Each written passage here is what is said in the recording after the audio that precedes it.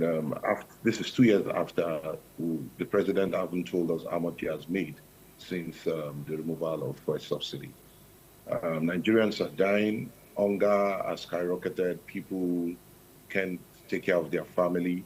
Um, People receive workers receive 70,000 a month, and that money isn't even enough for them to pay for their electricity bill. So basically, from the time the APC government took over to the present, they've taken us back to 1983, and it's a saddening situation.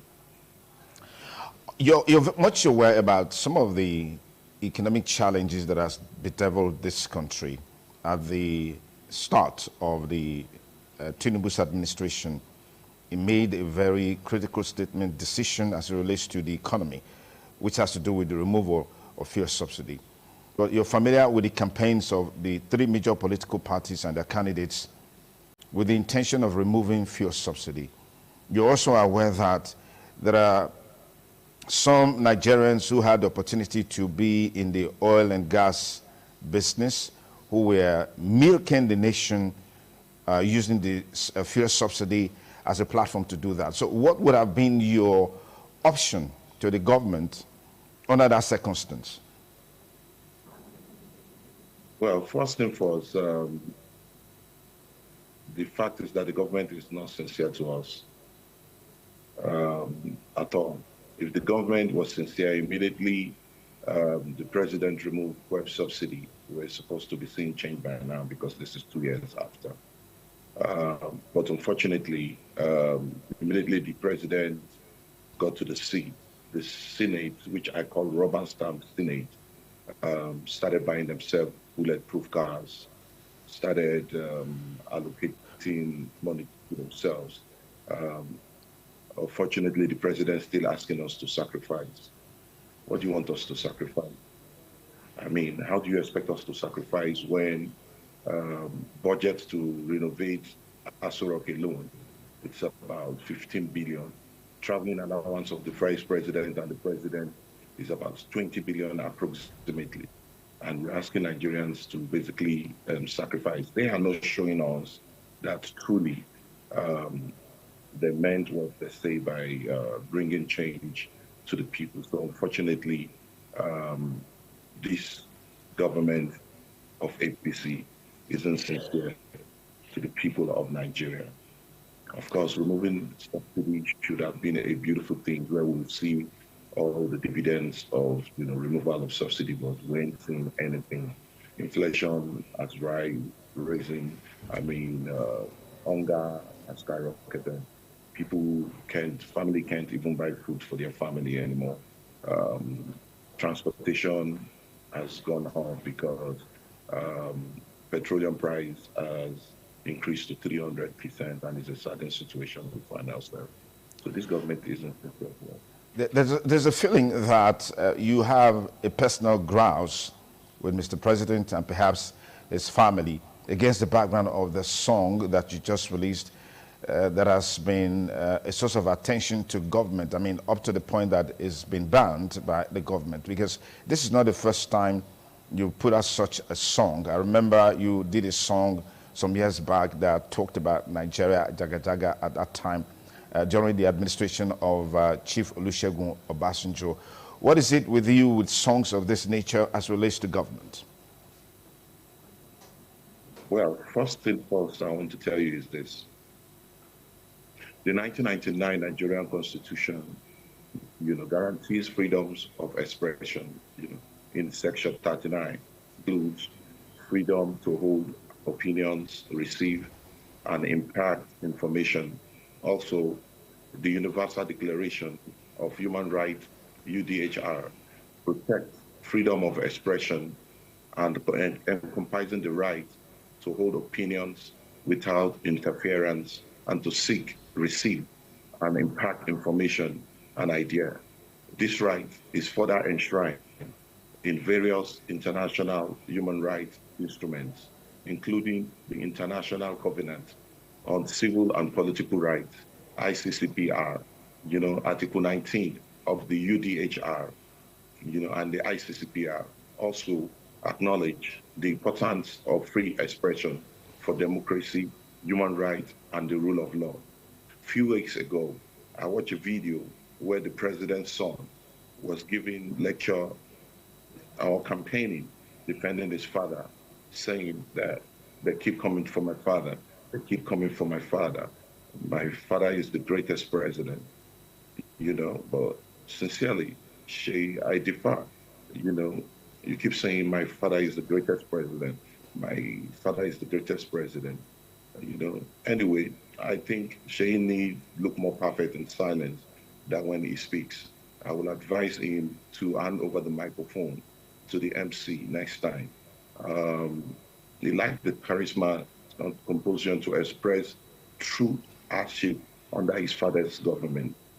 Tinubu is the best father to Shay Tinubu, but is the worst president ever in Nigeria. But this is clearly your But opinion, when you ask Idris, the and it looks question, like this is coming when from a you ask a deep-seated question, animosity. when Is you that ask a correct? question, you let me finish. When you ask a question, please, next time, when you ask a question, let me finish, huh? Before you ask another one. So I advise the son of the president in my new song to travel by road with his security. Let him feel the pains of ordinary Nigerians. The Nigerian youth are just asking for basics, affordable electricity, security, enabling economy, policy, job creation, not palliatives. The president lied about fuel subsidy, economic recovery, lied about fixing the naira, lied about corruption. So I hear people say that I've been personal by attacking the president's son in my new song, Tell Your Papa. Again, that's not true. I was just using my music to reply the president's son that his father isn't the best president. Sheikh Tinubu denied ever saying his father complete his 8 years and that nothing can change that, not even God. Moral for me, it's just something I want to add. Is Tinubu the first president? If I remember correctly, Buhari also has a son too, even if I'm not too sure of the other past presidents. Why is this guy parading himself all over Nigeria that do we now have an office of the son of the president? Even the vice president is nowhere as popular as him. The presidency need to educate us. Idris, what do you make of the reactions that you are working for the opposition and giving a bad image to Nigeria? Because what a lot of people, some communication scholars will call emerging communities. What the world sees or know about Nigeria is based on what they see in the media. Well, this is 25 years professionally that I've been using my music to add value to the lives of Nigerians, to educate Nigerians, and to basically expose corruption and ills in the society.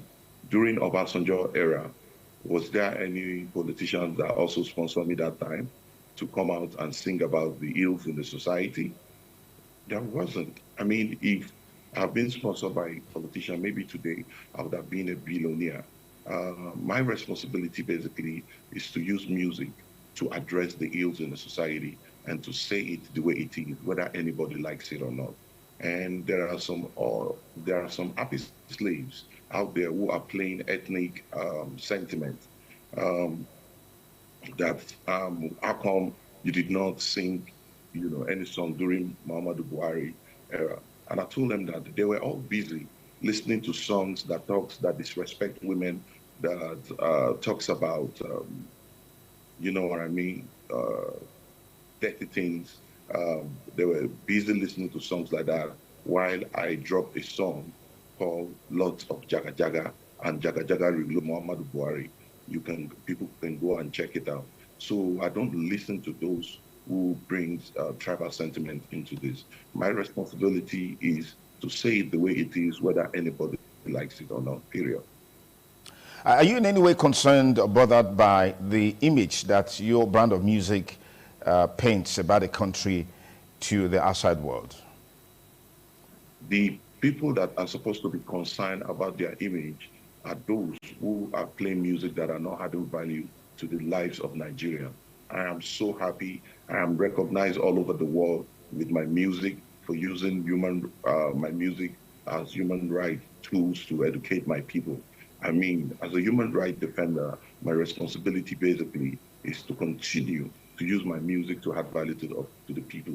I mean, I just came back from an invitation of 6 month research program in University of York, where I undergo research on artistic freedom, being able to find out the violation on artists, journalists, and those who are speaking out. And I go to all these programs internationally every year. So I'm being able to build a beautiful name myself. Like my people will say, they say a good name is better than gold and riches. So I am proud of myself.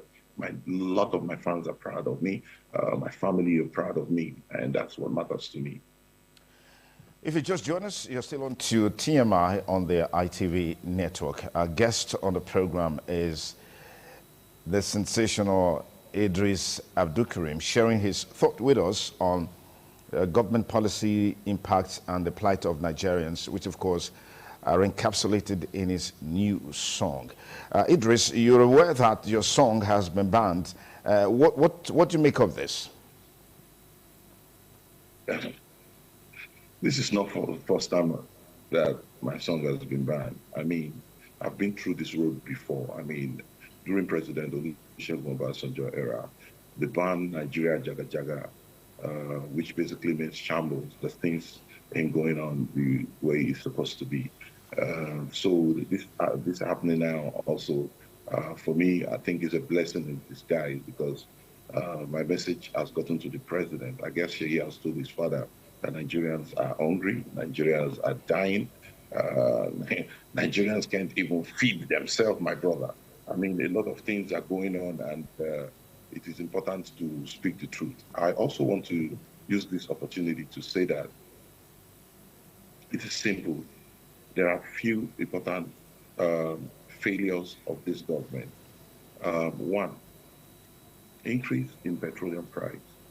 Tinubu increased price of petroleum by 300% after announcing the withdrawal of subsidy. Inflation, two, prices of goods keep increasing.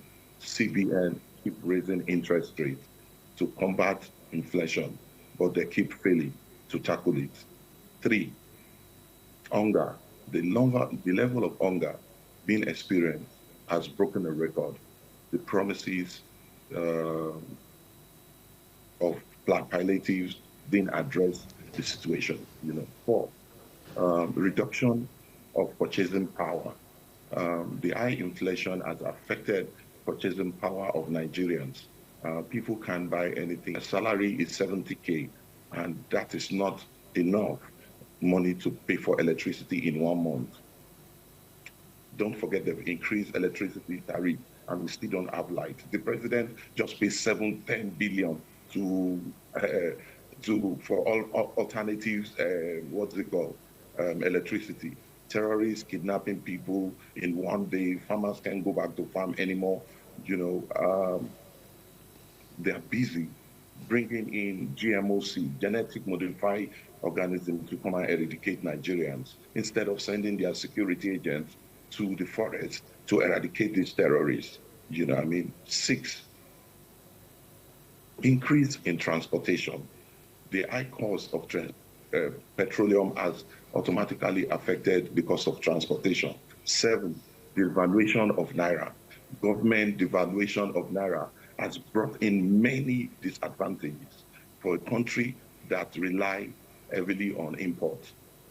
Eight. So Eedris, just to make sure we are pressed for time. Beyond criticizing government, using your music like you talked about a while ago, have you also thought about proffering solution? It's good you criticize. Have you also been able to conceptualize, encapsulate options for alternatives? Yeah. I'm not a politician. It is their job. It is their responsibility. That's why they are politicians. That's why they are professional politicians. My job as a human rights activist is to basically say the truth when a president do well. If the president have done well, I would have sing a song that the president have,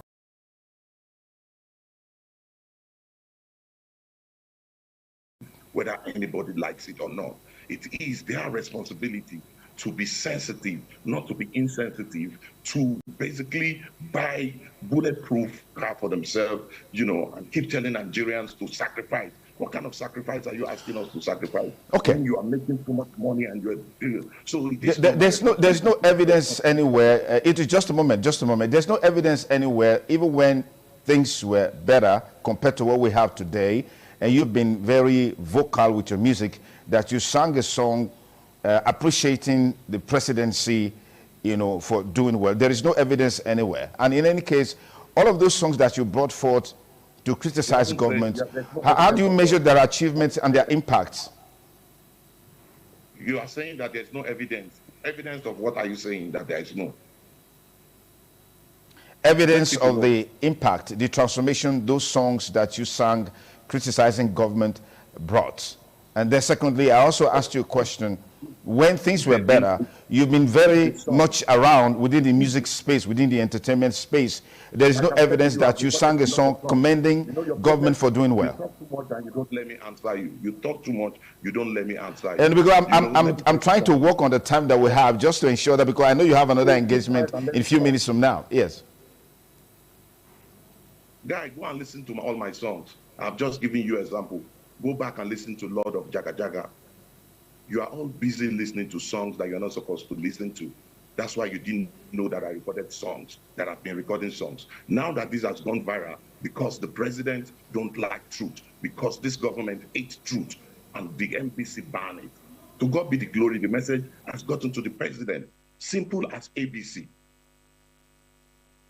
As far as I'm using my music to add value to the lives of people, I have done my social responsibility. What I will expect you to do also is to think or advise other artists out there to speak against hunger in this country. And I want to use this opportunity to thank NBC for banning the song. What's your relationship with other artists? Get into the background of this consciousness that you are bringing forth, this activism that you're bringing forth in the entertainment industry. Come again, I didn't get that. And so what's the level of collaboration, interaction that you have with other musicians? A man that speaks the truth does not have friends. So you are alone now on this trajectory. A man that speaks the truth does not have friends. I don't launder money for the government like some of the artists do. So please, a man that speaks the truth doesn't have friends. I love the life that I'm living, and I love the job that I'm doing as a human rights activist. So I will advise those musicians out there who has benefited from Nigerians who are streaming their songs, that whenever they are in problem, use your music to speak for them. Simple. Good morning, everybody. All right, Eedris, thank you very much for sharing your time with us this morning and giving us your views and perspectives on the state of the nation. I want to thank you so much. We hope next time we reach out to you for an engagement like this, you oblige us. Thank you so much. Thank you. It's the TMI on the